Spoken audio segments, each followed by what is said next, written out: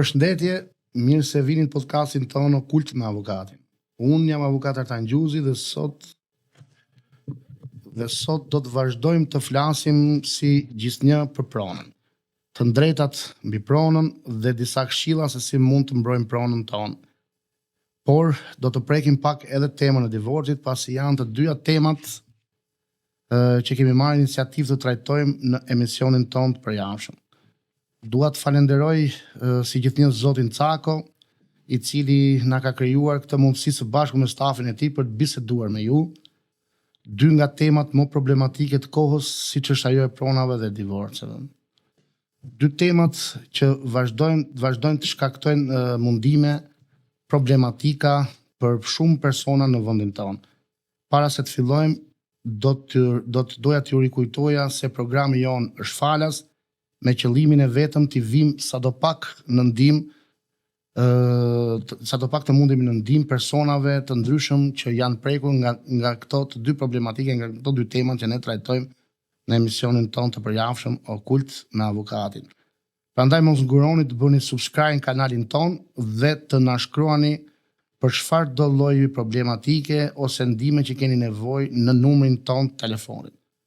Së dyti dua të falenderoj të gjithë ata që na shkruajnë dhe na pyesin për problemet e ndryshme që e marrin guximin të tregojnë problemet e tyre, pasi vetëm në këtë mënyrë problemet tona mund të dëgjohen, zëri jon mund të dëgjohet dhe ne mund të ndryshojmë gjërat në favor tonë, në favor të personave që janë prekur nga këto fenomene.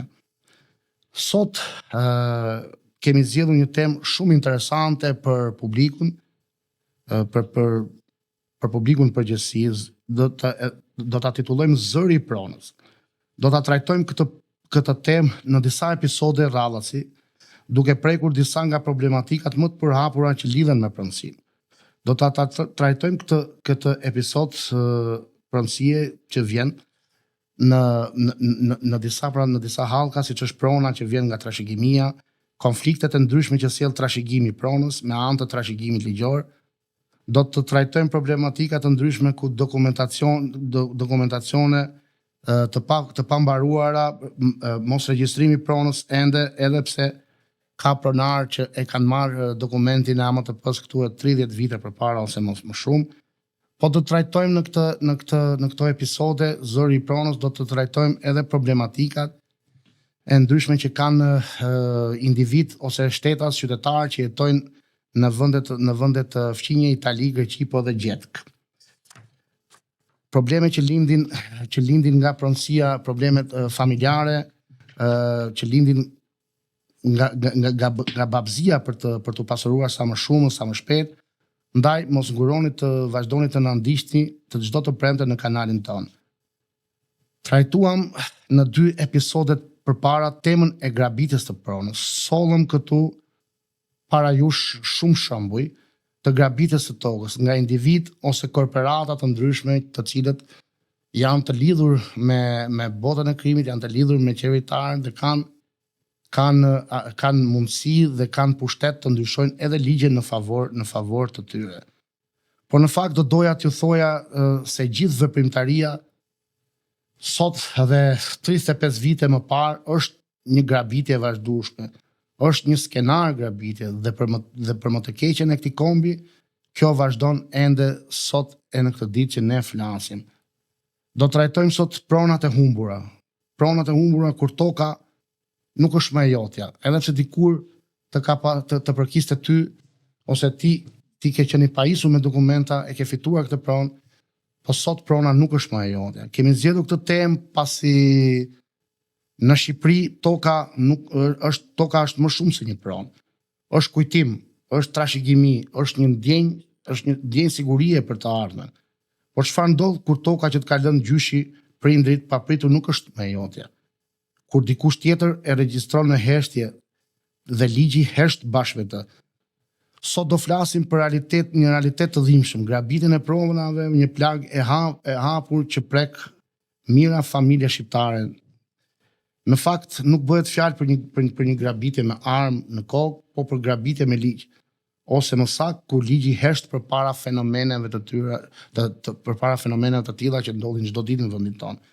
Për hir të vërtetës, rruga që shtruan dhe gatuan ligje të ndryshme, duke filluar që nga ligji 7501 për tokën, e më tutje, të gjithë ligjet e tjera që kanë dalë më pas, të çojnë pikërisht në këtë kaos, në këtë situatë që gjendemi kaotike që gjendemi sot. Mungesa e dokumentacionit sakt, ligjet pa qarta ose që ndryshojnë shpesh vazhdimisht, mos funksionimi i institucioneve përkatëse, këto janë pikat kryesore në të cilat grabitja e pronës e mbështet veprimtarinë e saj. Mungesa e dokumentacionit sakt dhe duhur ka sjell të nderuar dëgjues jo pak herë, por shpesh pasoja të rënda fatale mbi të drejtën e pronësisë. Pasi pas kësaj fshihen gjithnjë grupe ose individ caktuar, të cilët kanë interes për këtë gjendje, duke përfituar për qëllimet e tyre individuale dhe pasurore. Ka ende sot e kësaj dite individ që me dokumentacion jo të saktë ose jo i plot që enden dyerve të gjykatave për më shumë se 20-30 vite e me radhë. Do t'ju sjell sot disa shembuj për të kuptuar se çfarë ndodh me këto problematika, çfarë ndodh me dokumentacionin e përgjysmuar ose të pasakt ose të paplot, çfarë ndodh me persona që nuk e kanë regjistruar ende në regjistrin e Agjencisë Shtetërore të Kadastrës pronën e tyre. Po ju sjell në vëmendje një shembull shumë prekës dhe shumë domethënës, shumë kuptim plot, shembull e një familje të nderuar, familjes Kasalli, e cila vjen nga fshati Gror i Tiranës. Në vitin 1998, kjo familje bleu disa toka në këtë zonë. Bëhet fjalë për tokë bujësore disa pemë ullinj. Familja është leu me njëherë çmimin e blerjes, por prona që u shit ishte me AMTP, aktin e marrjes tokës pronësipër. Dokumentacioni nuk ishte ende i plotësuar dhe ishte ende i paplot. Për të realizuar që të bëjë mundu të realizojë ligjërisht kontrata e plot e shitblerjes të bëj edhe kalimi pronësisë nga një palë nga shitësi të blerësi. Kështu në në atë kohë kryen një shitje me kusht, me qëllim që pasi të saksojë dokumentacionit të realizojë dhe kontrata përfundimtare e shitblerjes. Për shkak të këtyre pasaksive, por i ndihmuar dhe nga veprime notariale të pasakta, shtyr nga babëzia për të grabitur, shitësit ende sot nuk kanë përfunduar dokumentacionin e saktë, nuk e kanë përfunduar dokumentacionin e saktë. E kanë lënë pra zvarr për më shumë se 20 vite. Dhe kjo familje ka rreth 20 vite që ende dyerve të gjykatave për të kërkuar drejtën e tyre, që për hir të vërtetës e ka paguar shumë më shtrenjtë se sa çmimi në vlerë monetare. Sigurisht raste të tilla ka me qindra në vendin tonë, me mira të thoja. Mungesa e dokumentacionit është gjithnjë në ndërveprim me ligje të ndryshme që ndryshojnë hera herës, por që s'po mund të vihen dot kurse si në funksion të individit. S'po mund të vihen dot në shërbim të së drejtës së pronës, që individit garantoj gëzimin dhe zhvillimin e qetë pronës të tij. Sot do të flasim edhe më gjatë, edhe më tutje për tek episodi zëri i pronës. Do të flasim për grabitjet për tokat pa zot. Sikurse thamë më sipër, prona në Shqipëri nuk është thjesht një pjesë dheu, është një histori familjare, është kujtim i fëmijërisë, është përçim i brezave, garancia për të ardhmen. Ka qenë kështu brez pas brezi dhe mendoj për shqiptarët, pra toka, dhe mendoj se do të jetë kështu edhe në vitet që vijnë, edhe pse në dukje këto vlera janë zbehur pak. Por çfarë ndodh kur një ditë të bukur dikush tjetër e regjistron tokën tënde si të vetën, kur ti ke një dokument dhe ai tjetri ka një tjetër, më të ri, më të pëlqyer nga sistemi. Kjo është në thojza pak ironike, pra më të pëlqyer nga sistemi. Dhe këtu më falni, dhe këtu po flasim për grabitjen e pronës, jo nga hajdutët me mask, por nga njerëz që përdorin ligjin si mjet për të rrëmbyer tokën, pronën tënde, të trashëguar nga gjyshit, babai, nëna, por dhe qoftë të fituar me qoftë me mënyra klasike të ligjit, siç është blerja, dhurimi e të tjerë. Këtu bëhet fjalë për ato raste kur individi ka do trajtojmë për raste kur individet të ndryshëm, familjarë të ndryshëm kanë emigruar në vende fqinj dhe për një afat kohor të konsiderueshëm. Dhe kur kthehen në Shqipëri të përfundojnë procedurat, të përfundojnë për regjistrimin e pronës së tyre, shikojnë që persona të tjerë e kanë marrë, e kanë fituar ose e kanë zaptuar pronën tënde. Me një dokumentacion të ri të përpiluar me pronar të rinj sigurisht. Për ju sjell një shembull konkret, Lefteri jetonte në Itali për 25 vitesh. Toka që i kishte lënë babai në Fier bëhet fjalë, ishte me dokumentet e viteve 90. Por ai nuk e kishte regjistruar këtë pronë kur në regjistrin hipotekor në Agjencinë Shtetërore të Kadastrës. Por për shkaqet e tij, se si kishte emigruar, nuk ka pasur mundësi ose për shkaqe nga më të ndryshme. Kur u kthye për të ndërtuar një shtëpi për familjen e vet, Lefteri mësoi se një tjetër person kishte regjistruar tokën si të tij. E kishte bërë përmes një dokumentacioni të ri, me një plan të ndryshuar, rilevimi, me ndihmën e një specialisti të fushës sigurisht, dhe sigurisht nuk mungon me ndihmën e një noteri. Lefteri shkoi në gjykatë që të kërkonte zgjidhjen e këtij konflikti, kërkoi të drejtën e tij. Gjykimi zgjati më shumë se 7 vjet. E fitoi betejën, por kishte humbur gjithçka tjetër. Kishte humbur paratë, kohën, shpresën. Toka nuk kishte më asnjë vlerë për të, sepse ishte bllokuar me procese ligjore dhe mbante mbi vete titullin në konflikt, pranësi në konflikt. Pra, ishte bllokuar në regjistrin hipotekor në Agjencinë Shtetërore të Kadastrës. Toka pra ishte kthyer për këtë familje tashmë edhe pse ishin përpjekur se kishin sakrifikuar, ishte një tokë që vinte me trashëgim nga jati, ishte kthyer në një barr, jo më në një pasuri.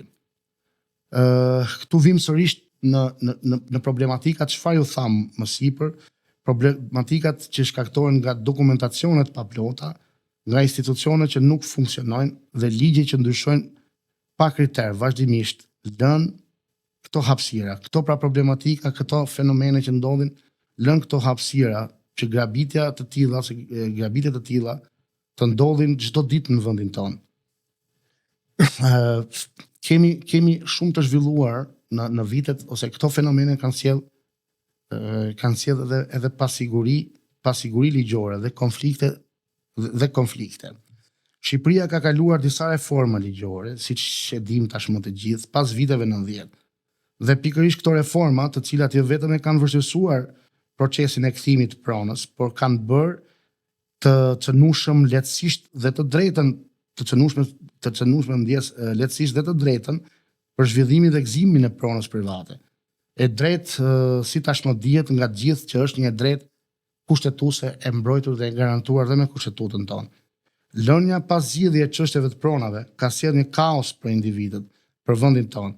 Kjo ka bërë që me mira dosje të flenë dyerve të gjykatave, ka bërë të lindin me mira konflikte që jo rrallë herë kanë përfunduar tragjikisht. Ne jemi në dieni ose jemi të informuar tashmë nga televizion, nga interneti, që shpesh ndodhin konflikte që përfundojnë tragjikisht, konflikte të pronës që kanë përfunduar shumë keq. Ligji 7501 dhe mënyra se si e ndau tokën ky ligj pas komunizmit krijoi paqartësi në mënyrën se si do e realizonin njerëzit të drejtën e tyre mbi kthimin dhe kompensimin e pronës.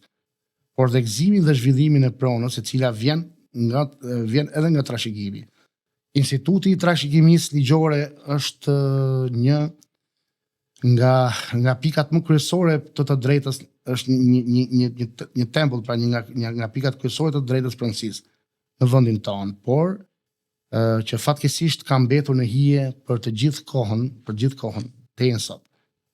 Institucionet të dobta dhe të korruptueshme është një tjetër pikë e dobët në të cilën gjen terren, ashtu si bakteriet që zhvillohen, gjen terren grabitja ose gjen terren fenomene të tilla të grabitjes të pronave që janë të shumëllojshme. Pra.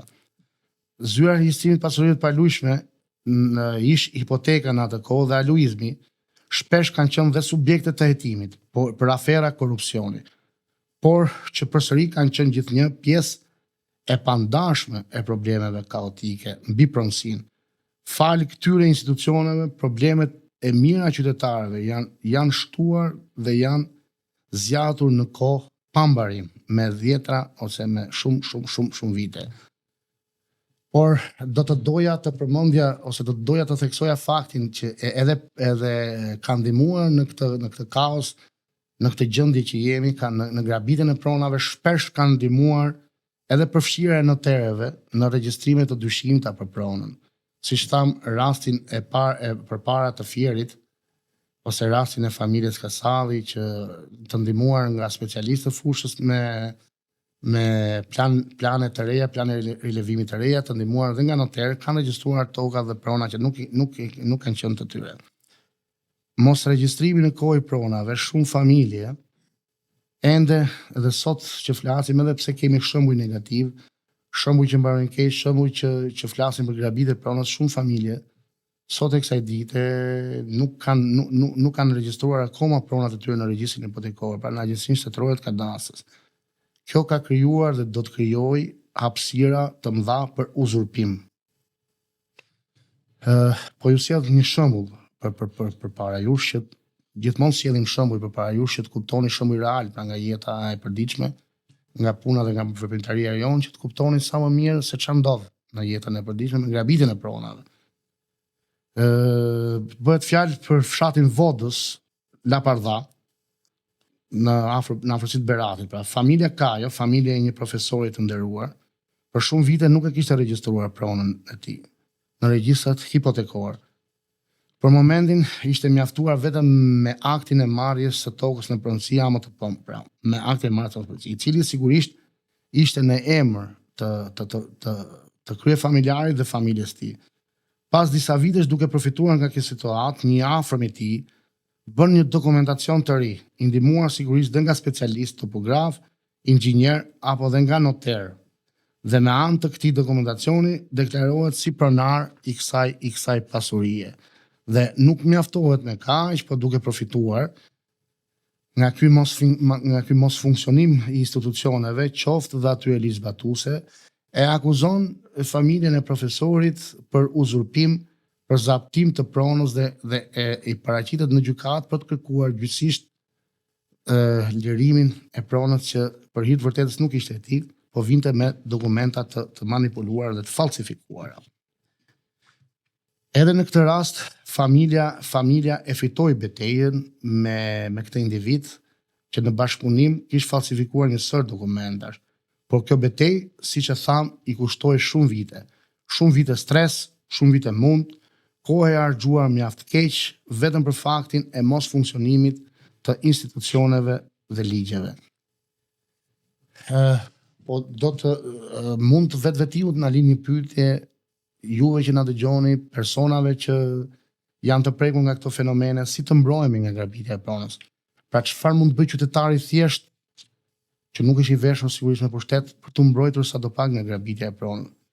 Ne në emisionet tona, por në këtë emision mund t'ju vim në ndihmë duke ju dhënë disa këshilla të vyra të rëndësishme për çdo individ që i nevojiten këto këshilla. Falni. Atëherë kemi kontrollin e regjistrimit pronës në kadastër ose në Agjencinë Shtetërore të Kadastrës. Edhe nëse keni dokumentet vjetra, ato duhet të regjistrohen, pra. Ka ende shumë individ që posedon dokumentacion të vjetër të pronës, siç mund të jetë një AMTP ose edhe dokumentacion që vjen nga trashëgimi, pra trashëgimie, që vjen nga gjyshi, prindit apo nga çdo lloj trashëgimie tjetër. Dokumentacione këto që ende nuk janë regjistruar në Agjencinë Shtetërore të Kadastrës. Kjo do ju sjell ndoshta në një të ardhmen situatat pakëndshme, do t'ju sjell betejë gjyqësore, të cilat ju, siç e tham më lart të shembujt që ju paraqitëm, mund t'i fitoni, por në përfundim do të keni humbur çdo gjë. Ndaj, këshilla jonë është që të përpiqeni sa më parë të përfundoni procedurat e regjistrimit të pronës në Agjencinë Shtetërore të Kadastrës, me qëllim që të jeni të mbrojtur nga çdo grabitje e mundshëm e personave që janë të veshur me pushtet ose që kanë mundësi më shumë për ju që të manipulojnë situatën, manipulojnë dokumentacionin dhe ta kthejnë pronën që si takon në favor të tyre. Do t'ju sjell kështu një shembull në fakt personal që do t'ju tregoj më së miri që ajo thash më lart. Është shembulli im i babait tim, i cili në fakt nuk jeton më. Kishte në bashkëpunësi me vëllezërit e tjerë një truall në zemër të Tiranës, bëhet fjalë një truall të Selvia. Prona vinte me trashëgim nga gjyshrit, të cilët e kishin bler të pronë që para çlirimit. Por prona jetonte ende me dokumentacionin e vjetër, në vitet 2000, duke përfituar nga ky rast sigurisht edhe në bashkëpunim me specialist fushës dhe me noter specialist, njëri nga nipërit e Timeti e shet me dokumentacion pa rregull, pa dokumentacion pra, shet truallin shet truall dhe një sipërfaqe të ndërtuar në këtë truall, që, siç e thash, vinte nga trashëgimia. Zoti kujtim përfitoi nga mosfunksionimi i institucioneve dhe realizoi këtë veprim duke përfituar shumë të konsiderueshme, por dhe duke lënë pas një konflikt familjar, për shkak të cilit kjo pasuri është ende e paregjistruar në mënyrën e duhur ligjore dhe ende sot teksa ditë në dyert e hipotekave ose në dyert e gjykatave. Prandaj është me shumë vlerë dhe e dobishme për ju të regjistroni pronën nëse e keni me dokumentacion të vjetër, po dhe nëse e keni të paregjistruar, nuk keni bërë asnjë hap fillestar, duhet të nxitoni, të ndiqni procedurat e duhura ligjore me qëllim që të regjistroni këtë pronë dhe të jeni të qetë në të ardhmen. Një këshill tjetër e jona është të verifikoni në mënyrë periodike nëse prona juaj ka psuar ndryshime. Kjo bëhet nëpërmjet portalit i Albania ose pranë zyrave të Agjencisë Shtetërore të Kadastrit. Për të qenë të qetë dhe të sigurt, le të veprojmë ashtu siç bëjmë me analizat mjekësore. Kontroll periodik, duke kërkuar informacion hera erës nga Agjencia Shtetërore e Kadastrit lidhur me pronën tuaj. Kështu do të mund të kapni problematikat në kohë ose do të mund të evidentoni një grabitje të mundshme në kohë reale dhe do mund të mbroheni sigurisht nga fenomene të tilla pa ju ndodhur. Një problematik tjetër vjen edhe nga problemet të tjera vijnë edhe nga persona që ndodhen jashtë shtetit, që jetojnë, punojnë me familje jashtë shtetit.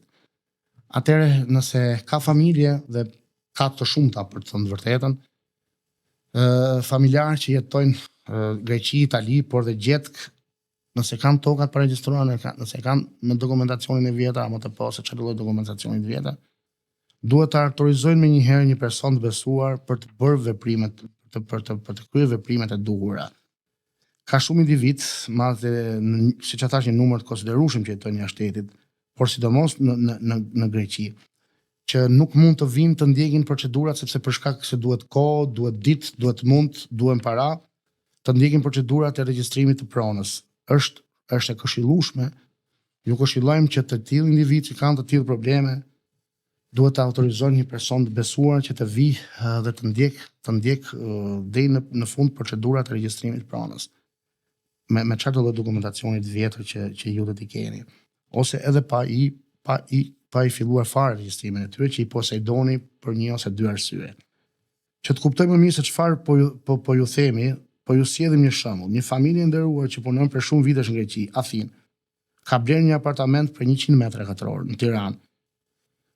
Pas disa kohësh, për shkak të problemeve që kishte firma, nuk është regjistruar ende në Agjencinë Shtetërore të Kadastrit si pronë ose si pallat. Prona kishte ngelur pra e pa hipotekuar, madje edhe sot që flasim është është në këtë gjendje e pa hipotekuar. Një ditë forcërisht motra e personit që kishte blerë këtë apartament vjen dhe hyn forcërisht në apartamentin me pretendim se nga nëna e saj i takonte një pjesë e apartamentit. Dhe në këtë rast mungesa e dokumentacionit të plot, mos funksionimi i institucioneve i dha jetë një konflikti tjetër familjar që me thënë drejtën për i të vërtetës ka marrë për masa jo të mira. Por mbi gjitha ishte largësia ose pamundësia për të ndjekur procedurat që nga shteti fqinj. Edhe sot që flasim ky konflikt pra që u krijua nga hiçi, është i pazgjidhur dhe endet nëpër dyert të gjykatave. Po ashtu kemi rastin e zonës të Zagorisë dhe zonës Çajupit, kur për shkak se shumë familje të asaj zone kanë emigruar dhe kanë vite që jetojnë dhe punojnë në Greqi, problemet të tokave kanë mbetur të pazgjidhur, pra janë toka të tëra, pronësi të tëra që nuk janë regjistruar, janë ende të paregjistruara në individ, pra tek individët që i takon, ende të paregjistruar në regjistrin hipotekor, në agjencinë shtetërore të kadastrës. Kjo vlen pra për këshillat që ju tha më sipër, që është e vlefshme, është e dobishme që të autorizoni një person me një herë, pa vonesë, pa humbur kohë, përpara se të jetë vonë ose përpara se t'ju krijohet një konflikt nga hiçi, një person të besuar për të zgjidhur të problem, për të zgjidhur atë regjistrimin e pronës tuaj, aty ashtu siç duhet ligjërisht në regjistrin hipotekor. Në rast një këshill tjetër që do donim t'ju jepnin është në rastet e konfliktit. Në rastet e konfliktit ju këshillojmë që të kontaktoni ose të këshilloni me një jurist të specializuar në çështjen e pronësisë. Është tepër e vlefshme që me një herë në këto raste, pa siguri ose konfliktit, të këshilloheni pra me jurist të fushës, ku do të mund të merrni këshillat e duhura për të vepruar drejt dhe në kohë për të parandaluar çdo problem që mund t'ju lindë në të ardhmen. Grabitja e pronës nuk ndodh gjithmonë me forcë. Shpesh ndodh me një nënshkrim të hershtur, me një firmë në një zyrë diku, dhe më e frikshmja është se ky fenomen, siç e tham më sipër, ndodh për ditë në vendin tonë. Nëse edhe ju do keni një histori të tillë, do t'ju ftoja ta ndanit me ne, të na shkruani pa hezitim, të kërkoni pa hezitim këshillat tona. Është e tepërt t'ja u përmendim gjithnjë që këshillat, ose ne jemi këtu për t'ju dhënë këshilla, për t'ju dhënë mendime, për t'u vënë në dispozicion të problematikave tuaja, dhe është falas çdo gjë, çdo këshill, çdo mendim që ne japim për ju. Ndaj mos nguroni gjithmonë të pyesni, të shkruani, të bashkojnë, të ndajmë histori, qoftë tuajin, qoftë të afërmit tuaj, të ndajmë histori të tilla, se vetëm duke bashkuar zërin, atëherë zëri jon do dëgjohet. Zëri pronës, siç e kemi titulluar dhe këto episode mjaft interesante, mjaft rëndësishme, do dëgjohet. Ne jemi këtu për ju, do jemi zëri juaj dhe ju mirëpresim të na shkruani në numrin tonë të telefonit që si gjithmonë do të jetë i afishuar në ekran. Për këtë episod, miru pafshim, miru takofshim në episodet e tjera. Faleminderit nga unë, avokat Artan Gjozi.